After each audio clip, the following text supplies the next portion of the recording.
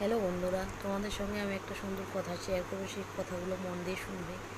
কারণ প্রতিটি মানুষের জীবনে কোনো না কোনো গল্প, এক একটা মানুষের জীবনের গল্প এক এক রকম। যেমন আমার জীবনের গল্পটা আমার কাছে মহান, যে গল্পগুলোকে আমি অনুসরণ করে আমি আমার জীবনের পথটা চলছি।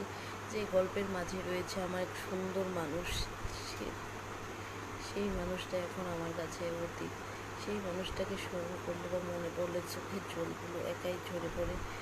যে আমার জীবনের গল্পে আমাকে আস্তে আস্তে যোদ্ধা হয়ে উঠতে হচ্ছে, মানে ধাপে ধাপে পথটা এগিয়ে চলতে হচ্ছে, অনেকটা স্ট্রং হতে হচ্ছে, মানে নিজের লড়াইটা নিজেকেই করতে হচ্ছে। মানে এই জীবনের আমার এই গল্পটা আমাকে অনেক কিছু শিখিয়ে দিচ্ছে। মানে সবার ভাগ্য তো এক হয় না, কার ভাগ্যে কী লেখা আছে কেউ বলতেও পারবে না।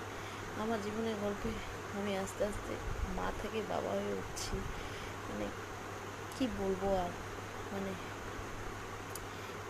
আমার জীবনের গল্পটা আমার কাছে অনেক মহান, মানে অনেক সম্মানের।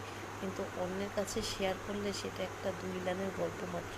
তাই আমার জীবনের গল্পটা আমি অনুসরণ করে আমি পথ চলছি, কারণ সেটা আমার কাছে অনেক সম্মানজনক।